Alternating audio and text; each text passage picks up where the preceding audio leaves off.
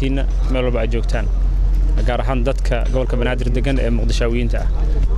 ilaahay mahadiis waxa iskala anagoo wada shaqayn la sameynayno wasaaradda amniga iyo hay'adaha ay qusayso oo wasiirka nala joogo wasiir maxamed Abubakar Islaaw Ducaale oo nala joogo iyo gudoomiyaha degmada asagana mahadsan oo hawshan kaalin weyn lafirkiis ka qaatay maanta wuxuu ilaahay noo suurtageliyay in aan wada shaqayntaan annaga naga dhaxayso gudaheeda kadib in ummadda Soomaaliyeed culayska haysta ka qaadno oo wadadii shaqaalaha ilaa iyo oo tagta albaraka oo ka bilaabata Maka al-Mukarrama in wadadaas maanta aan furno oo ummadda culayskii saarnaa ay ka degto wadadaas dadku waa u furan yihiin waan isticmaali karaan waxaan ugu talagalnay dadka culayska haysta in culays ka yareeno waa laga yaabaa maanta shaqada inta ay socoto in culays uu yareeyo inta shaqada ka dhamaanayso gudoomiyaha gobolka Banaadir Axmed Duq magaalada iyo sidoo kale gudoomiyaha degmada Hodan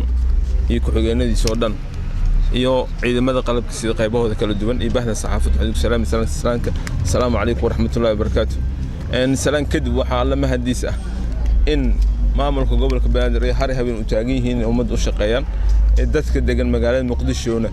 wax kasta noloshooda fududeyn lahaayeen noqolada xagga amni hadday noqolada isu socodka magaalada in qayb weyn ka qaataan marka in soo mahadcelin maamulka gobolka Banaadir horkacay gudoomiyaha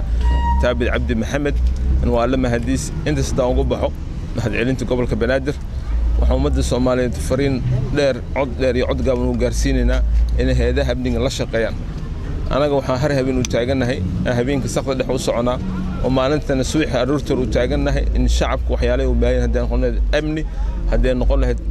socodka magaalada in loo fududeeyo marka ayagana waxaan leeyahay shacabka in la shaqeeyaan hay'adaha amniga iyo maamulka ka jiro gobolka Banaadir ama degmada walba gudoomiyaheeda iyo maamulka in la shaqeeyaan shacabkan oo mahadcelinaa waxaan sidoo kale rajaynayaa immigration-ka dadka halkan jooga wadadan ilaa ay maanta inay shaqada hakad geliyaan ilaa wixii loo baahnaa ay si sameyn doonaan in shaqada maanta in jiri doono immigration-ka wixii bari ka dambeeyay soo gudoomiyaha wadadan la isticmaali doono xukuumadda Xasan Cali Khayre iyo madaxweyne Maxamed Cabdullaahi Farmaajo waxay hore u ballan qaadeen in wixii hore jiri wax badan laga bedelo marka waxaan naga go'an anaga wadooyinka inta dhiman magaalada in la furi doono wadada rabtaa haato in la furi doono waa naga hadaf waa naga go'an shacabka waxa uu baahan nabad in loogu baaqana. Assalaamu calaykum waraxmatullaahi wabarakaatuh.